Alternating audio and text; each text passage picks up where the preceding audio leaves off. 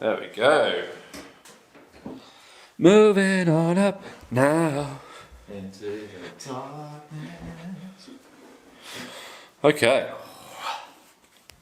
Hello, Ben.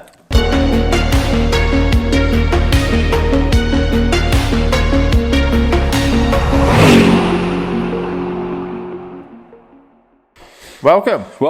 Right, let's do it. Just eating a shortbread. Nice. Delicious. I'm going to have one in a second. Right, whilst you're eating that shortbread, I will say, as always, we're supported by the Streets of Erna. Welcome to another episode of Ben and John Do Cars, Talk Cars with a podcast. Yeah. Don't know what episode it is now. I want to say 15. Yeah, let's say 15. Something like that. Yes, we are supported by the Streets of Erna. Please go to the Instagram at the Streets of Erna. The weather is getting better. Oh, yeah. So, mate, summer's here. I know.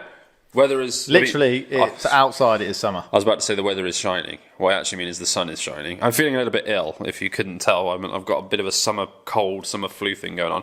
But yeah, anyway, go to the Instagram, at the Streets of Erna. The weather's nice. If you're in the area, just go. If you're ever thinking about just spending the weekend bumming around Bristol, just have a look on their Instagram to see when they're down at Harbourside, which is where they usually are. Go say hello to Nick. Go get yourself a nice souvlaki and say, let's do it. When you order, and get yourself free Colombian fries, and show them that you support Ben and John Do Cars. Yeah, boy. And because in this weather, Nick, the proprietor, will be sweating his bald-headed tits off. Yeah, he's got a lovely shiny bald head. He does, and he makes a lovely souvlaki. So yeah, at the Streets of Erna, go get it. Right then, so what's going on? Not much really. We're going to freestyle today because we left the iPad behind. So Freestyle, yeah, all my notes and stuff are behind. So this is going to be a true freestyle. A few things I want to cover. Yeah. First of all, the Monaco Grand Prix. Oh, was it good? It was good. For a Monaco Grand Prix, it was very good. Okay. It's usually a bit dull. So I want to have a little chat about that. A few nice cars that I've seen over the last couple of weeks. I say nice, interesting cars. I want to have a chat about. I saw the new Fast and Furious the other day as well. So we'll talk about that for a little second after our podcast going through all the cars. So yeah, a few bits and bobs. You know how it is. Yeah. Well, let's just get straight into it. I'm wearing my Alonso hat. Yeah. Let's talk Monaco. Do it. Tell me about it because I haven't seen any of it. Don't even know what happened. So talk me through it from a layperson's perspective, if you can. So what do you know about the Monaco Grand Prix? That it's full of rich people that go and watch it. You basically can't go there unless you've got thousands of pounds. That's not true. Okay. But carry on. There isn't much overtaking because it's a very narrow track. The overtaking that does happen usually results in crashes. And whoever starts on pole usually finishes on pole unless they have a catastrophic engine failure. Yes. I mean, you're not far wrong with most of that. First of all, I've never been to the Monaco Grand Prix. I do want to go at some point. It's a common misconception that the Monaco Grand Prix is a rich person's event. Oh, really? Yeah, a lot of the newer races that have come about, especially the American ones, Miami and Las Vegas this year is going to be the same. You need a lot of money to go to those. Right. But a lot of the more traditional, and to be fair, even Silverstone, not that that's a new race, but even Silverstone, it's fucking expensive. It really is. The tickets are expensive. On the day, it's expensive. And getting in and out is a nightmare. Whereas Monaco, from what I understand, again, I've not been there myself, but from what I understand, Monaco is actually one of the more sort of grassroots fan entry-level events you can go to. Oh, right, okay. Because... It don't fucking look like that on TV. No, well, there's put it this way, you can do it on the cheap. Yeah. Okay. There's... So how does it work in the sense of, like, it's obviously a street track. Yeah. And they corner it off to the general public. But obviously people's houses along there and stuff like that. So can you, like, Airbnb a place or something like that to go and watch it? Or how does it work? Do you have to buy an official ticket to do something like that or what? From what I understand. But yes, you're right. There are people. I mean, Charles Leclerc, who is a Monegasque. He is from Monaco. Right, okay. He was born there. His family is not rich. His mum's a hairdresser. Fair enough. Well, they are rich now. Well, yeah. But he took the school bus on the pit straight of the circuit every day. That's awesome. So it is literally in the town. I have been to Monaco, just not for the Grand Prix.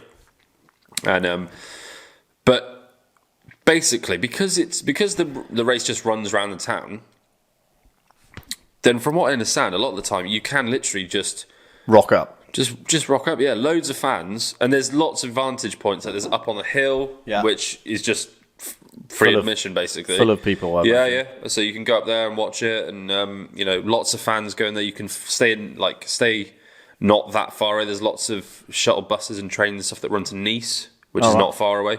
Okay. So lots of fans do Monaco kind of on the cheap, either camping or staying in a cheap Airbnb, half an hour away or whatever else, and you can just wander around the town. So it's far more accessible than it seems. Yeah, 100%. Yeah. That's cool. So what happened in the race? Well, Monaco, one of the highlights of Monaco is always qualifying, because again, the race is usually a bit dull. Yeah. And Monaco qualifying is fucking mental. Okay. If you watch like the onboards and stuff, it is batshit. Is it balls to the wall? Oh mate, yeah, it's mental. Nice. And qualifying this year was extremely good. Did anyone stand above the pack? 2. Alonso and Verstappen. I was going to say, was it Alonso? So Alonso was looking really strong all weekend. Okay. The Aston Martin's good. Not as good as the Red Bull. The Red Bull is head and shoulders above everyone else. But in the dying moments of qualifying, it looked like he might have got pole. Put in an absolute stonker of a lap. And then Verstappen was the last person to cross the line. And at the end of the second sector, so 2/3 of the way around the lap, Verstappen was 2/10 down on Alonso. Wow. Which in F1 2023 is quite a big gap. Especially because Monaco is such a short track. I think the pole time was like 1:12 or 1:13. So wow. Yeah, big, he was really down on Alonso, and everyone was just like, "Oh fuck, Alonso's going to get pole." I was buzzing about it. Yeah. And in the final sector, he pulled out more than 3/10 on Alonso. How the fuck did he do that? Oh mate, it was outrageous. The final sector was fucking outrageous. Wow, that's impressive. Yeah, really impressive. Like I've not seen that in a while. Fair play. So yeah, qualifying was entertaining, and then the race was pretty. The first 2/3 of the race were a little bit dull, but then the rain came. And that was interesting. It was absolute carnage for a few laps. What, before everybody got new tyres? Yeah, and it was people were sort of deciding whether or not, because it started off on just one specific part of the track, and it was kind of only light rain. Dodgy. So it was one of those things where loads of people were trying to stick it out, because people sort of say, "Oh, we don't know how long the rain's going to last. It might just pass." Yeah. So a load of people were trying to just stick it out on the dry tyres. Alonso even pitted after it started raining for fresh, dry tyres. Oh, God. And then a lap later had to come in to go to wet tyres. To go to what, intermediates, but yeah, to wets. Some people are saying that was an Aston Martin fuck up, and if he hadn't done that, then he could have won. But in reality, I think the gap to Verstappen, even if he'd gone straight to intermediates, is probably a bit too big. But yeah, Verstappen and Alonso this year are the two standouts. That's amazing, because Alonso has been cruising along for the last few years, from what I know, and not really contending, and now boom, right back in there. That's the thing with Alonso. One of the reasons I'm wearing this hat is because this is his special edition commemorative hat with all of his race wins on. Yeah. And I'm really hoping this hat becomes out of date this year. Yeah. I mean, this is going to go out the day after the Spanish Grand Prix, which is this weekend. So you could already be foreshadowing. Potentially, yeah. Foreshadowing. Potentially, this hat might already be out of date. Fingers crossed. Let's hope so. Let's hope so. I doubt it, because that Red Bull is an absolute fucking rocket So how many ship. races are we in to the season now? Can't be many. 7? How many left? There's 23 in total, so we're not. We're about probably a third of the way. Okay, cool. And what's the points difference at the top? Verstappen is about. I think Verstappen is about 40 points ahead of Perez in second, and then Alonso is 12 points behind Perez. Perez had an absolute fucking shocker of a weekend. Did it? Oh god! What? No pointer. No pointer. Oh god! So Alonso's closed the gap up to Verstappen. Alonso's closed the gap up to Perez, and Verstappen's extended his lead over Perez. So he's not actually Verstappen's not actually miles ahead then. No, Perez had a pretty good start to the year. Yeah. A load of people have been saying that he's in championship contention. I never really thought was the case, because he's just not as good as Verstappen. But he's up there. But he's definitely up there. And Alonso coming up in third place. That's pretty awesome. Alonso is the fucking boy. How cool would it be if he won the title this year then? Would that make your? I would shit myself. That would like make your year, wouldn't it? Yeah, 100%. He's amazing. Yeah. I mean, he doesn't have the car realistically to challenge for the title. But the car sounds good by the sounds of things. Yeah, it's Aston Martin. Yeah. And Red Bull are the big boys. Yeah. But so how much slower is it then? Can't be much if qualifying was like 0.2 different. Yeah, like 1/10 difference. It's all track dependent. And again, Monaco's a tighter track than normal, but. So has the Red Bull got higher top speed than the Aston Martin then? The Red Bull's just better everywhere than everything else. Right. Higher top speed, better downforce. It's just More money. the best car. More money? Well, it's the financial cap now. There's the cost cap, yeah. No, well, Red Bull have got Adrian Newey. I'm backing Alonso. I don't know anything about Formula 1, but I'm backing Alonso because I'm always backing Alonso. Ben. Yeah, cheers, boy. Got ya. Yeah, mate, I'm always backing Alonso. The guy's a fucking machine. Yeah. And he's so chilled and content this year. That's good. And that's probably why he's performing. Yeah. He's probably thought, I've got nothing to lose. I'm going to go out there, enjoy myself. And usually when you're in that frame of mind, you can perform quite well. Yeah, 100%. So the Monaco Grand Prix was good. Again, normally qualifying is quite exciting and the race is a bit dull. Yeah. But this year, qualifying was very exciting and the race was pretty exciting as well. The race had a bit of everything by the sound of it. All in all, a very good Monaco Grand Prix. Excellent. Cool. Spanish Grand Prix this weekend. Let's see what happens. Yeah. So that was good. I enjoyed that a lot. Excellent. What do you want to talk about next? I don't mind. Fast and Furious? Yeah. What was it like? It's fucking mental, mate. I was obviously meant to come with you to watch it, but I just got back from Portugal the day before and I was absolutely exhausted. I wouldn't have been able to go. Mate, it was mental. Yeah? Like more mental than 9? Actually, no, to be fair, I'd say it was less mental than 9. Okay. Because 9's the one where they went to space, and that was just... So maybe they watched our podcast and were like, we need to tone it down. Yeah. So, it was good. I really enjoyed it. It was a good movie. What was the plot? So, usually number 5, is that right? Probably. With the safe. Probably. I can't remember, mate. Well, in number 5, that's where they do the heist on the safe. When they're dragging that safe around Rio. Yeah.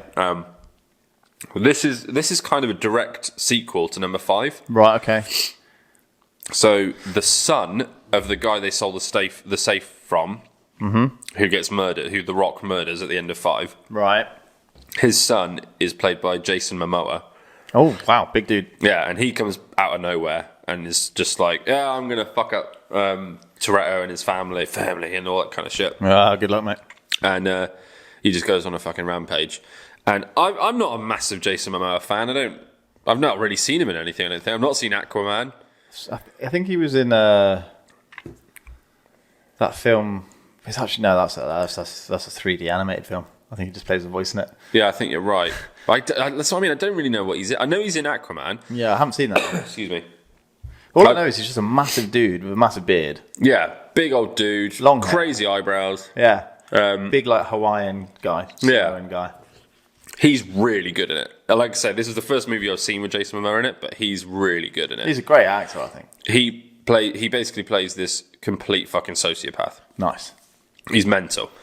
Like there's this one scene which is really good. It got a lot of laughs in the cinema. There's one scene where he's basically, and he's really like, he plays this really flamboyant, like he's not sort of a really dark kind of, I'm gonna fucking kill everyone. He's not that kind of character. He's this really sort of flamboyant, quite camp kind of, he paints his nails and he's always wearing pink shirts and all this kind of thing. He's a bit like, hey. Yeah, a bit like that. Yeah. And there's this one scene where he's in this little backyard area and he's just chilling out, having a conversation and painting the nails on these fucking dead people. Weird. Yeah, it's really strange, but it works. It's funny. Yeah.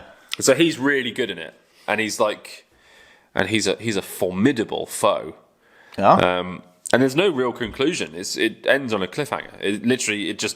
The movie kind of ends. There's going to be another one then. There's going to be 2 more, apparently. There's always going to be another Fast and Furious. So this last bit,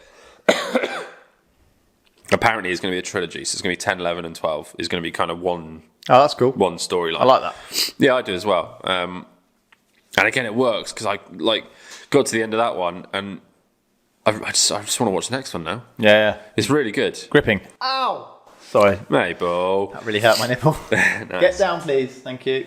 I'm trying to think what... To be fair, it was like 2 weeks ago now. I can't really remember. Is there some nice cars in it? There's loads of nice cars in it. Loads of nice cars. Mabel, down. Get down. Yeah, there's loads of nice cars, but off the top of my head, I can't really think of them. What are we saying? Oh, no, I'll tell you one. There's a Datsun 240Z. Nice. With a real nice body kit, running an RB26. Nice. That's fucking gorgeous. Yeah. And there's loads, to be fair, there's loads. And again, the whole storyline goes all over the world. So there's different, they're in Brazil, they're in the UK, they're in blah, blah, blah, loads of different places, LA. Yeah. So loads of cars. Loads of sick cars. Loads of cool cars. Yeah, I'd recommend you see it. It's good. Yeah. I will eventually see it, but... Yeah, it's good. I enjoyed that. Don't know when. It is mental, though. Yeah. Oh, I'm prepared for that. But less mental than number 9. I mean, I haven't seen number 9, so I haven't got anything to compare it to. So I'll probably watch 10 and go, this is fucking mental. Yeah. No, I enjoyed it. It was good. Good. It's just, like I said in the last podcast, it's just good fun. It's action-packed adventure. Exactly. With cars. Doesn't take itself too seriously. Yeah. I think that's the vibe of it now, isn't it? Yeah. It's not car culture anymore. It's just an adventure movie. It's literally, it's Marvel, but with cars. Yeah, that's cool. And I'm down with that. Yeah. As long as you're down with that, then you're not going to be disappointed, are you? Yeah. Because it's action-packed. Yeah. No wasted space in the sense of every scene is exciting. Yeah. And like, if you compare the Fast and Furious franchise now to, say, Gone in 60 Seconds. Yes. I fucking love Gone in 60 Seconds. And Gone in 60 Seconds is a bit out there. It's a bit fucking... It's not really car culture-y. It's a bit adventure-y, a bit out there. And also, it's not really... It takes itself it's quite a serious movie. Yeah. I mean, there are some funny bits in it, but like in general, it's quite... I think it's supposed to be quite a sort of gritty sort of... Yeah, I know what you mean. Fucking crime underworld sort of movie. But it's silly. It's a bunch of people stealing a bunch of fucking cars. It is a fucking awesome film. I love it. I absolutely love it. Yeah. Whereas, at least with the Fast and Furious, it is ridiculous, but they kind of know it's ridiculous. Yeah. And they're not pretending it's not ridiculous. They kind of know the formula has been tried and tested with like 5 films now. Yeah, exactly. They know it. They know it what works. Oh, actually, it's a shame I don't have the iPad. I'd like to... It's a shame I don't have the iPad. I'd like to see what the box office gross is for that, actually. It'd be astronomical. Probably. No, I think so. I don't think it's going to be as big as like the last couple. I don't know. Maybe I'm wrong. Who knows? I have no idea. I imagine it's loads. Who knows? Who knows? Yeah, nice. Hey. I was going to talk to you about something then, but I completely forgot what it was. No, it's gone. Oh, yeah, your Lexus. What's going on? Oh, right, yeah. So, Lexus update. That's a great shout. Let's do a Lexus update. So, drift barge. We definitely need to make a video on that soon. Yes. Because it's almost ready. Nice. And I thought it was ready 6 months ago, but it wasn't. And now it's nearly ready properly. Yeah, well, properly. So, basically... Give me a quick breakdown. So, we did a drift in December. It did okay, but...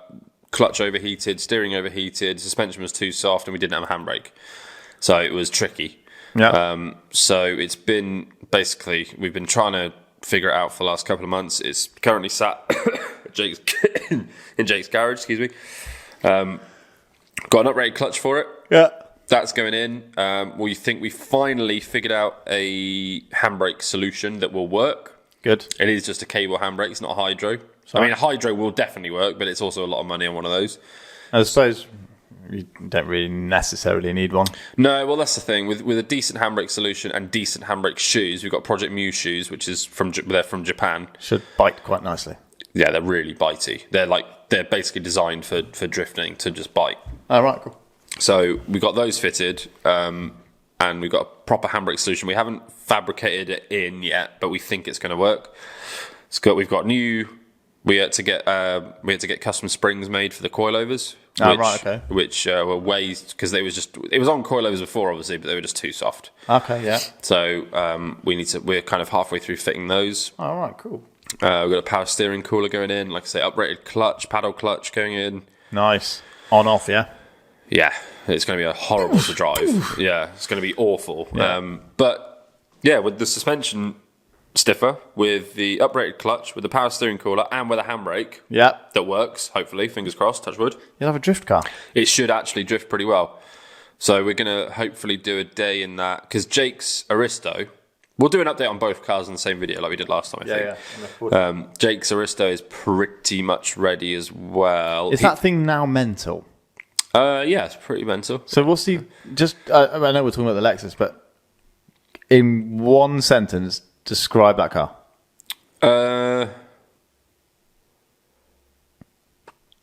2J barge. Is it twin turbo or single turbo? He's converted to. He's done a big single on there. Wow. Is it a boosty boy?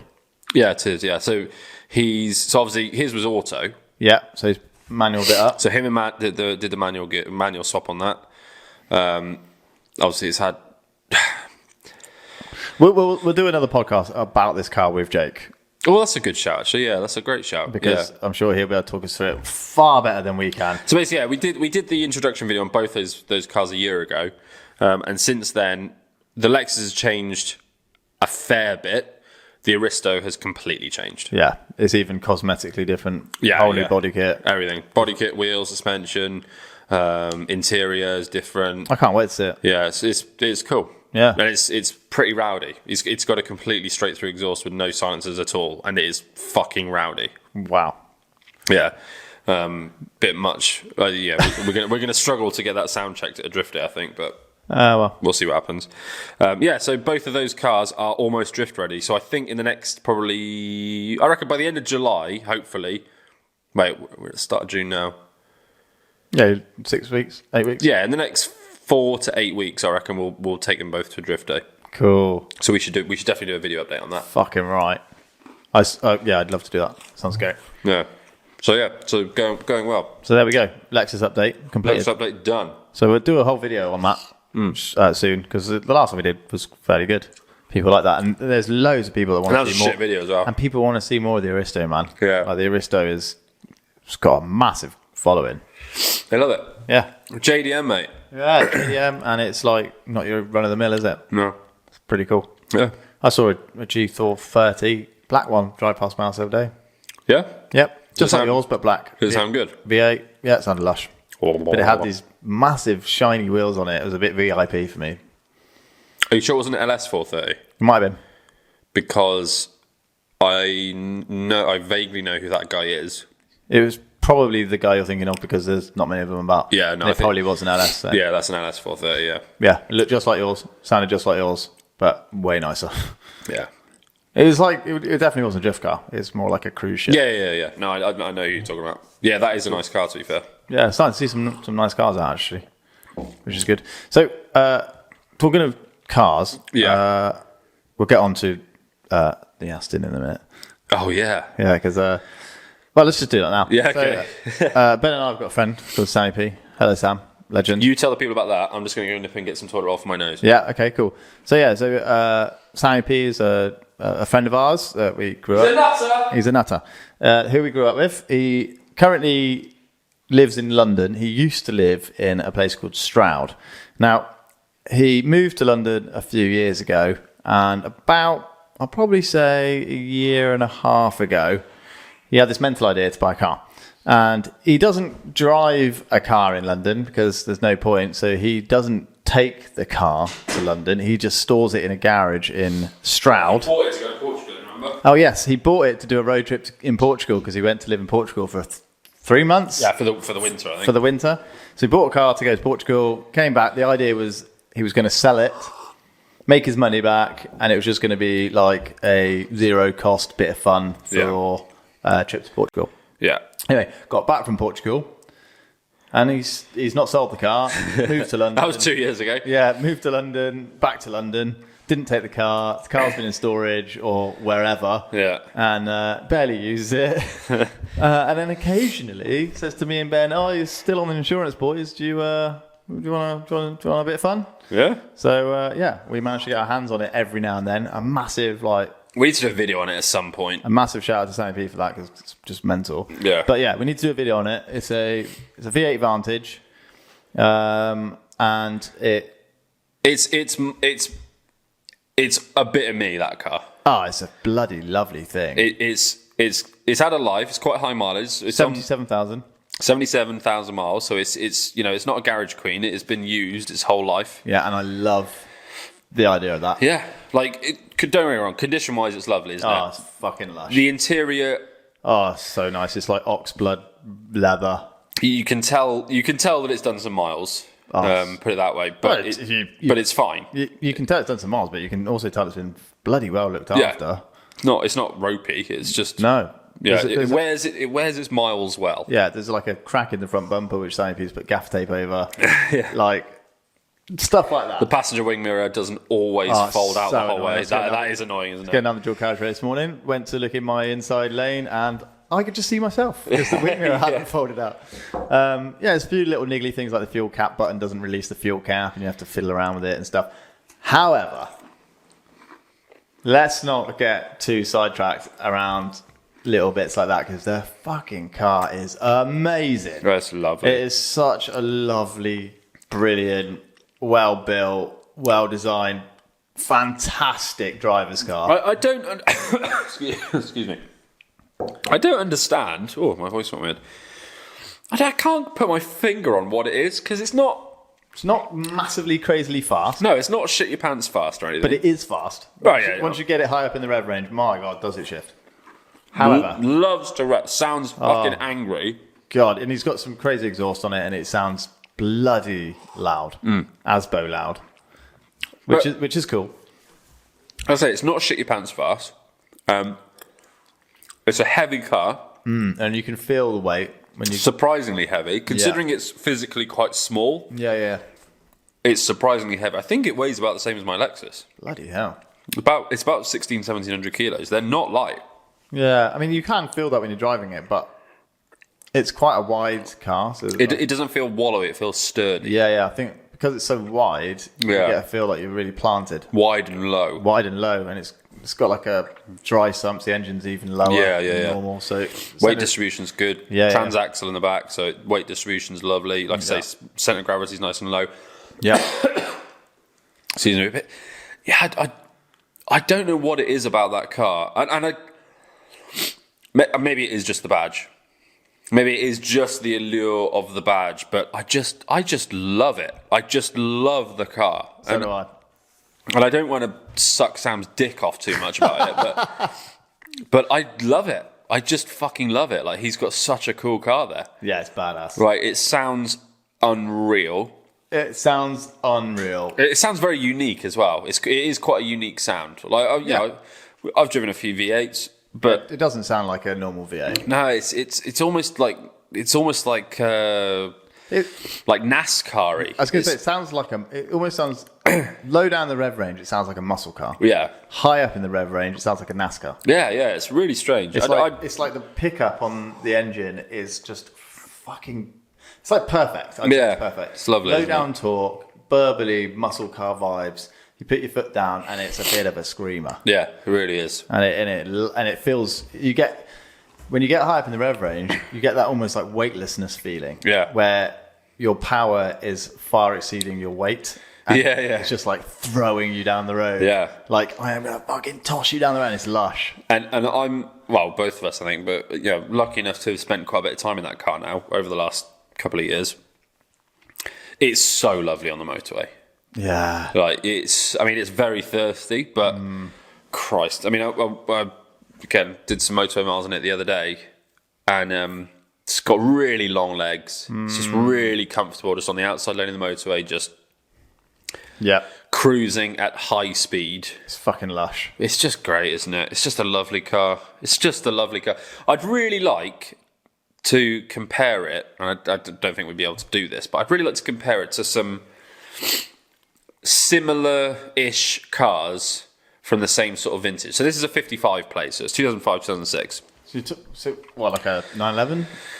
Yeah, 911-ish, maybe. Like XKR? Yeah, I'm thinking maybe XK. Would it be an R? It probably might XKR, yeah. Might even be an 8, actually, because what's that, 400 horsepower? Yes. So, XK8, XKR. Yeah. Or a bit newer, but maybe an F-type Jag. Yes. Nissan 370Z's not quite the same.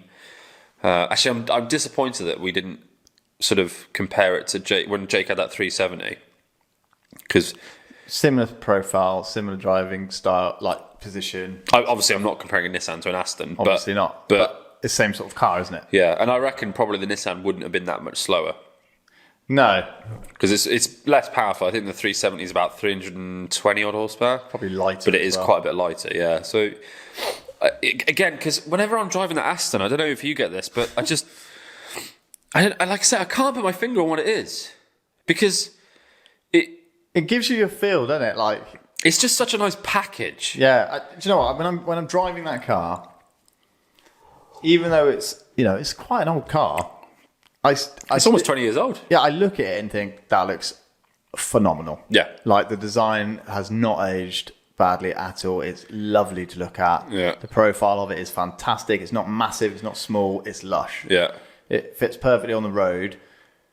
But when you're in it, I feel like I could be driving anything. I just feel like I could be in a Ferrari.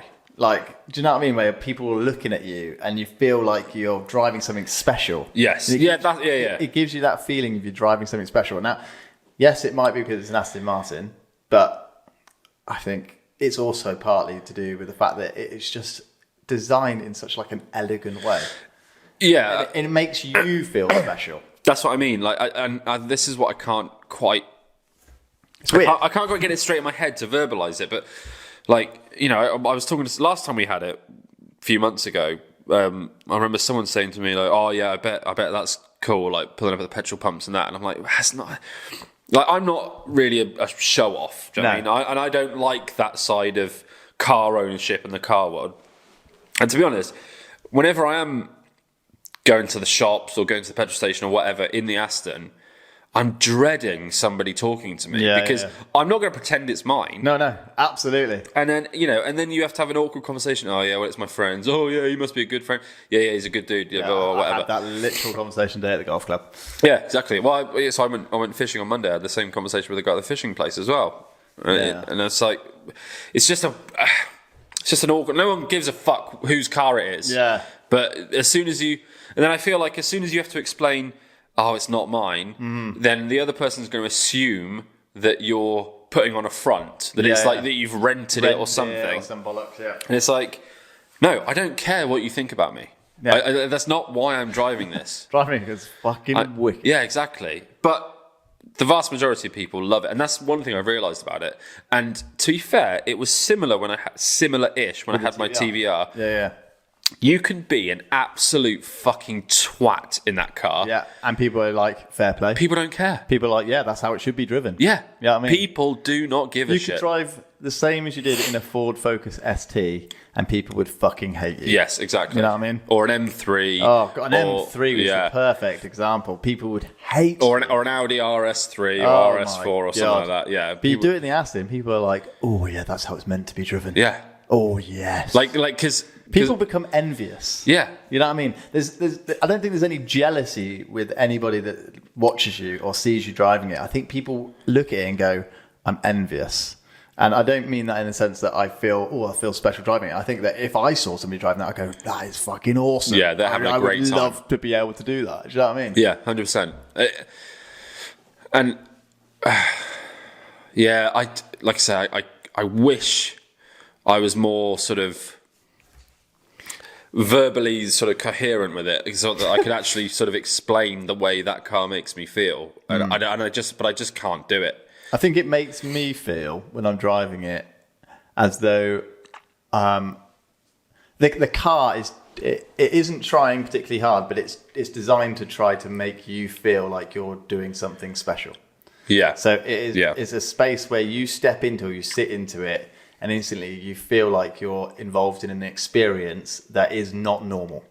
And when I mean not normal, I mean that everyday Joe doesn't get to experience something like that. So the Aston Martin have deliberately done that. So when you step into an Aston Martin, you feel like you're being treated to something much more luxurious than maybe it possibly is. Yeah, that's a great shout. So it makes you feel a certain way so that you will never forget the experience. And therefore you will go back to Aston Martin again and again and again, and you'll always get that same feeling because it's perfect. And you can forgive it if it's foibles a little bit. Absolutely, like you said, the wing mirror, the freaking fuel cap. I don't care. I don't give a shit. If that was my car, I wouldn't care. I would not give a shit. But if that was a again, let's just say Nissan 370Z. If that was a 370Z, that would do my fucking head in. Yeah. I'm like, it's fucking piece of shit. The fucking wing mirror doesn't work. Whereas in the Aston, it's like an old dog. Yeah, it's like bless you. Yeah. I don't know. I can't. Yeah, I can't put into words how that car makes me feel. Yeah. But I fucking love it. Yeah, same here. I absolutely adore it. Like when I first had it, way back when, maybe a year and a half ago, whatever it was, I was so nervous to drive it because I was like, even though it's how much is it worth? 28 grand, something like that. 30 grand probably. Okay, 30 grand. So. Because it's to be fair, it's in better condition now than when you bought it. Yeah, he's done a lot of work to it, hasn't it? And car prices in general have gone up. I don't know exactly how much you paid for it, but it was around there. So it might even be worth slightly more now. Actually, I don't know. So even though it's somewhere between £25,000 and £40,000. Let's just say 30,000 for discussion's sake. So in the whole grand scheme of luxury automobiles, it's not particularly an expensive one.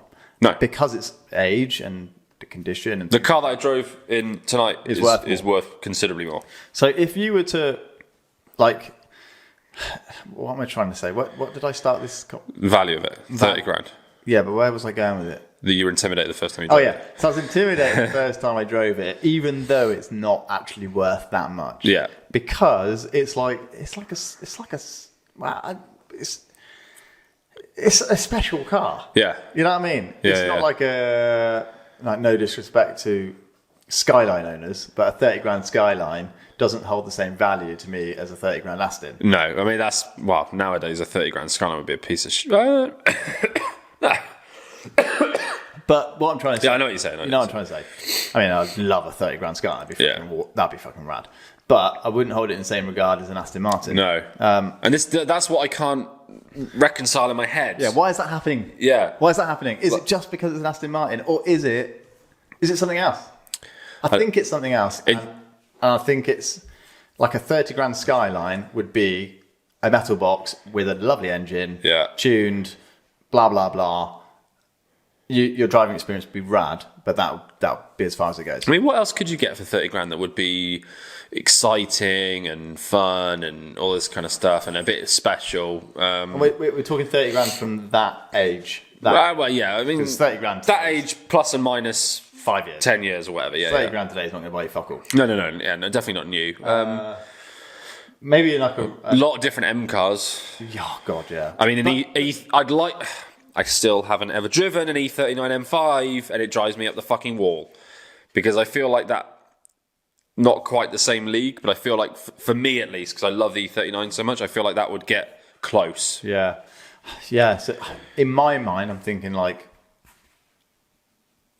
E90 M3s, but that isn't the same sort of league, the same sort of price bracket.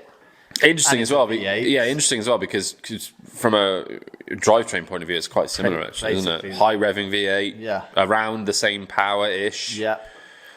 Exactly, but it's not the same. It's not the same. It's weird. Yeah, because we drove Ross's E90, which was a lovely car, but it didn't give you the feel, did it? No, nowhere near. But I think that simply is. I think I'd like to drive an XKR. Yeah, it's not as simple. This conversation isn't simple. No. Okay, we're going off on tangents all over the place. So if you followed us this far, well done. But this is good. I'm enjoying this. Yeah. I think it's cathartic because we're both exploring the way that this car's making us feel, and we're both not quite sure why. Yeah, I know, it's weird, isn't it? Like I can't put my this is what fucking like. So went out for my works do the other day. I was talking to people at work about it, and a few of those people at work have driven V8 Vantages, and they were like, "Yeah, it was all right, yeah, whatever, fine." But admittedly, and again, we haven't mentioned this at any point, it is a manual. Oh, it's fucking wicked. And the people at work who have driven them, they've only ever driven the auto, and apparently the auto is pretty shit. And I would imagine an auto would ruin that experience a little bit. Especially an auto from that sort of era. Yeah. Again, they made the sort of standard comments like, "Oh yeah, fucking hell, I bet you think you're fucking James Bond driving." Oh, and I'm like, I don't think I'm James Bond. Right? James Bond never drove a V8 Vantage anyway. Well, that shape V8 Vantage. But I am Ben Bond. Yeah. He did drive a V8 Vantage in some of the older movies, but an older V8 Vantage. But anyway, wasn't there one scene where he flipped like 8 of them, or they had 8 of them and they flipped them all to get the scene? No, you're thinking of DB9, the DBS. Yeah. In Casino Royale. Yeah, I think it was. Which set a record for the number of rolls on screen. Yeah. 8 or 12 or something? Yeah, something like that. Yeah, anyway, we're going off on another time. Yeah. So what are we talking about? Yeah, just the yeah, so I'm going to try and be quite matter of fact, quite So good start. Thank you. Can't get my head working. Excuse me. We've driven £100,000 BMW M3 CSs. Yep. Right? Fucking rapid, lot of money, lot of luxury, lot of tech. Would shit all over that Aston. Would absolutely... In a straight line, ran a track, destroy it. Yeah. Destroy it. Right? And it's £70,000 more. Yeah. We've driven M3s that have same value, same drivetrain, same sort of thing. V8, rear-wheel drive, lots of nice, naturally aspirated power. Yeah. Torquey. We've driven Caterhams that are probably just as quick, maybe a little bit slower, but round a track. No, I reckon. Well, the Caterham 310R is 300 horsepower per ton. That fucking Aston is not 300 horsepower per ton. No, true. So we've driven Caterhams that are faster, same sort of price again. Yes, arguably faster. Yeah, right. So, and we've driven Skylines that are probably much faster. Yeah. Especially in a straight line, like that was shit all over it. Yeah, once it's on boost at least. Yeah, and again, probably the same sort of price. Talking probably about 30 grand today. Yeah. You know what I mean? Yeah. So all of those cars are fantastic cars in their own right. Yeah, I love them all. And I have great experience in every single one. And I would have great respect for anyone who owned any of them. Absolutely, fantastic cars, fantastic choice, fantastic driving experience. Tick, tick, tick, tick, tick. Yeah. The Aston, however, gives you something else. It gives you a driving experience, and granted, the driving experience itself alone isn't the best in the sense compared to the other things I've just mentioned. Yeah. So the M3 is quicker.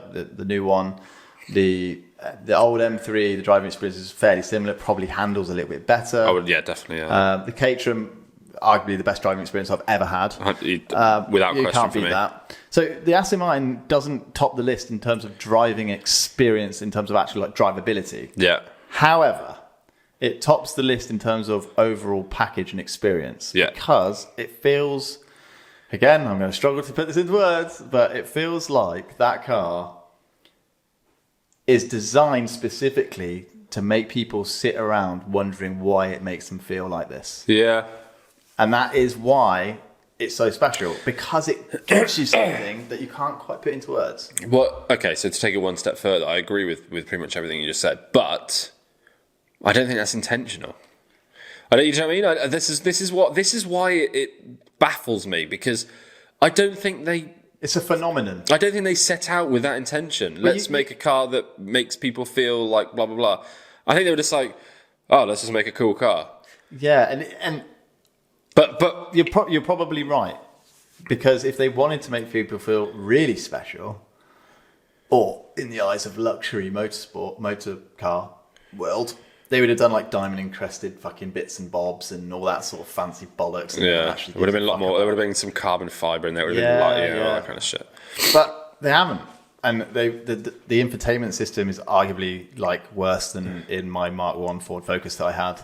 Yeah, it's fucking shit. It is bad. The speaker system is horrendous. Oh, actually, I was going to ask you, what have you been listening to? Because that CD that you were listening to, David Bowie. Is that David Bowie? Yeah. Yeah, I turned it off after about 5 minutes. It was like, the exhaust sounds better. Oh, mate, But the speakers are awful. They're not great, are they? I mean, they're fine. But this harks back to the fact that you're probably right. They didn't design that car to make you feel special, but accidentally, it does. Yeah, and this is why I can't get my head around it. But I just love it. I'd like to compare it to other cars of the same sort of value and age and performance and stuff. Because when Sammy P bought that, the other car he was thinking of was a 997 Porsche. Yeah, I know. Again, amazing car. Yeah, I've not driven a 9. I've driven a 996. I've driven a 996. I've not driven a 997. No, but the 996 that I drove wasn't. I wasn't in it for very long, and it wasn't really on the road. So nah, mine neither. Mine was a piece of shit. Yeah, mine was a piece. Mine was okay, actually. To be fair, it was on one of those driving experiences. Yeah, same. Like 2 laps, and the brakes are fucked. The steering column's loose as fuck. Those cars are fucked. I had a similar experience on one of those red letter days. This was years ago. This was when I was 18, so fucking 15 years ago, and that actually changed my opinion on Porsches, because I was never really a Porsche guy. I just didn't really give a shit about them. I was like, well, I remember when I was a teenager, I always used to think, why would you buy a shit 911 or Porsche in general? So why would you buy a Boxster? Why would you buy a Cayman? And why would you buy a low spec 911? You wouldn't. So you'd have to buy a turbo or a GT3 or something. But then they were Ferrari money. They were like 360, 430 money. So I'm like, so why would you buy a Ferrari? Why the fuck would you buy a Porsche over a Ferrari? Yeah. And don't get me wrong, I'm Ferrari through and through. So given the choice, I would always choose Ferrari. But having driven that Porsche on that red letter day thing, which again wasn't a great experience because it was 3 laps or whatever, but I immediately got it. I was just like, okay, I understand now. This is a lovely car. Yeah, so I had the opposite experience. Really? Yeah, the 911 that I drove was such a heap of shit. Oh yeah, don't get me wrong. The one that I drove was pretty haggard. It was okay, but it wasn't great. Sounds like if your one had a good impression on you, then it was a hell of a lot better than the one I had.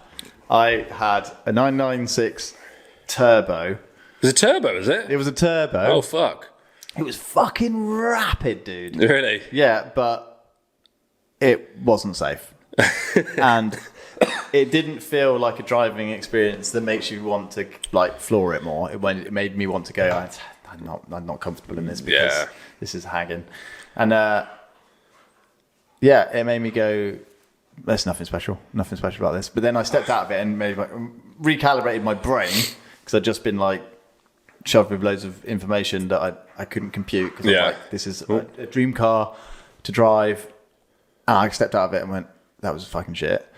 But then I recalibrated and went, it's shit because you did 2 laps in it. You didn't get to know the car. Yeah. The bloke kept leaning over and pulling on my steering wheel saying, you're not on the right line. And I was that is awful. And I was just like, get the fuck off. Yeah. So the whole experience was awful. Yeah. But I fucking hate those red letter day things. They're fucking shit. I've never gone on one again. Thanks to whoever bought it for me. But yeah. Anyway.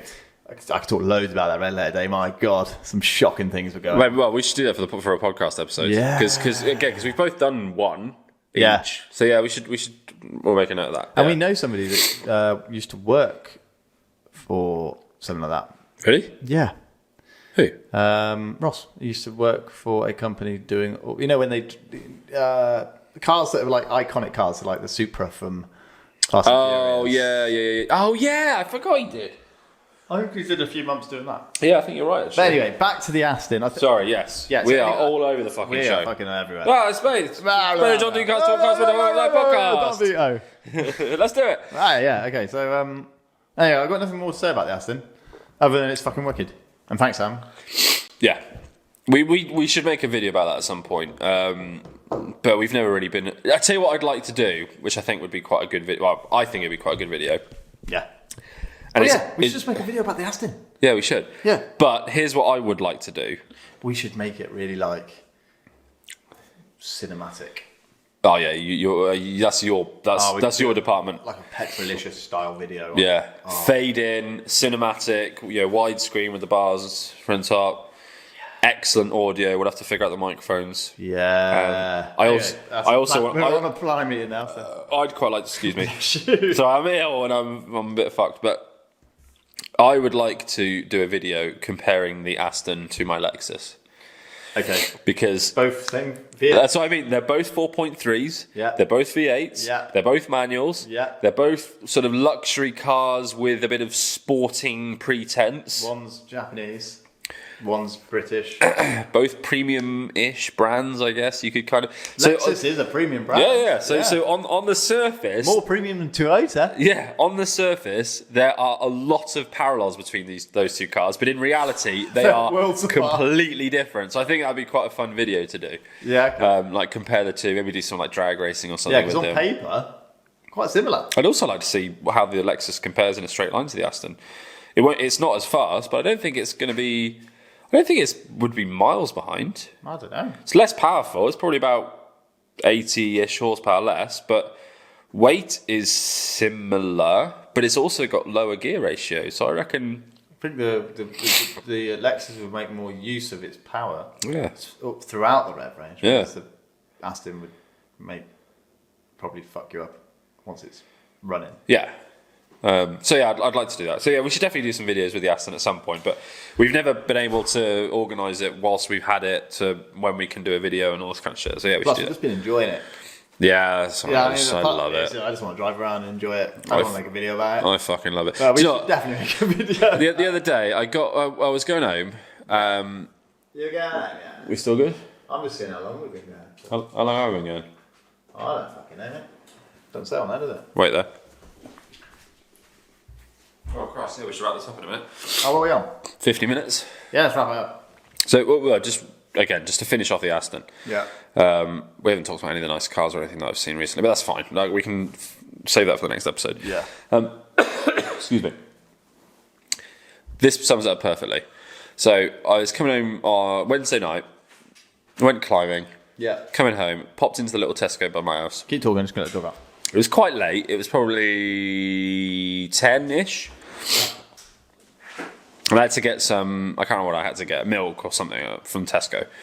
So I popped in, and there were a few people in Tesco. And so I pulled up in the Aston, got out, went to the shop. I was in my fucking climbing gear, so I was in like gym gear. And I saw a few people get out of their cars as I was pulling up and go into the shop. And I was just sort of wandering around aimlessly around Tesco because I wanted like a bit of a snack. And as I left, there were two couples, not like together, but there was a couple in an old Peugeot and a couple in an old Focus, I think it was. And both of them had come out of the shop like at least a minute before I did. And I walked out and I noticed that both of them were still sat in their cars. And I didn't really think anything of it. Got in the Aston, fired it up with the antisocial exhaust, and sort of pulled out. And I noticed they were all just looking at the Aston, and they fucking loved it. And then as I was pulling out, the couple in the Focus, I sort of made eye contact with them. Mate, they were just beaming. They gave me a thumbs up and like gave me a little nod, and as I went past, sort of gave a little I gave him a little thumbs up, I gave him a little blip of the throttle, not much because it was quite late. And that wouldn't happen in like an Audi R8 or something like that. No, it wouldn't. That's what I mean. Even it wouldn't happen in a Ferrari. I don't think it wouldn't happen in an Audi. It wouldn't happen in almost any other brand. It's something about that car. I don't know what it is. British people love an Aston Martin. Yeah, it makes people feel a little bit a sense of like pride, I reckon. I'd be interested to hear Sammy P talk about what it was like down in Portugal, what the Portuguese made of it. Well, they clearly didn't like it. Someone crashed into the back of it. Oh yeah, someone crashed into the back. That's a story for another time. Yeah. But yeah, I think it's like Jaguar and Aston, cars like that. British people just love them. And do they feel the same way about Rolls-Royce, do you think? Yeah, I think there is an element of that. I think there is an element. Every time I see a roller, I'm like, yeah, cool. That is another level. Of course. Like that's. But you do, when you see one, you think, cool. But Bentley, do you get that with Bentley? When I see a Continental GT, I do think that's cool, but I don't think it's Aston Martin cool. Yeah, that's what I mean. Again, when I see a Bentley, I just think it's a fucking VW. Yeah. I think it's... No, that's not to take away from it. Like I like Bentleys. Yeah. No, I really like them. They're cool. They're great. But they're not, in my eyes, an Aston gives me more feels. Yeah. I think it's an Aston Martin thing, dude. I think you might be right. I think it solely is just an Aston Martin I'd thing. love to drive like a DB9 or a DBS or something. I'd love to have a go on one of those. Oh my God. Or a V12 Vantage. I saw one of them the other day. Oh, did you? Oh my God. Yeah, and I saw Aston Martin Vantage S in Portugal. Oh. Fucking amazing, mate. Yeah. It was parked outside this like mega yacht thing, and they clearly had money. There was like a strip. Was that the one that you sent the photo of? No, that was a Rapide. Oh, yeah. I like the Rapide as well. Yeah, that's cool. That's a nice car. Fucking lovely. The Rapide, right? It's obviously got 4 seats. It's got 2 bucket seats in the back that match the bucket seats in the front. Really? Yeah, it's badass. That's fucking rad. Yeah, Vantage S. Never seen one in real life, and that was fucking lush. But yeah, Aston it's an Aston Martin thing, man. Which brings us back nicely to Fernando Alonso. This whole thing has been an Aston Martin Alonso plug. Yeah. Right. All right, there we go. Thanks for watching. Cool. Thanks for watching and listening. Yeah, as always, like, subscribe, share. We do appreciate it. Engage with us in the comments. We haven't done Rate or Slate for a little while, but if you do want us to look at your car on the podcast and discuss it, then feel free to email us at bjdocars@gmail.com. Yep. Or get in touch via the comments or whatever. Just do all the usual stuff. Yeah, you know the deal. Yeah. Cool. We'll see you on the next one. Let's do it. Let's do it. Bye, Ben. Let's do it. Let's do it. Let's do it. Let's do it. Yeah, let's do it. Yeah, let's do it. Xabi Let's do Alonso, it. Yeah, Aston Martin, coming in Monaco, yeah, in the rain. That's right, yeah, feeling the pain.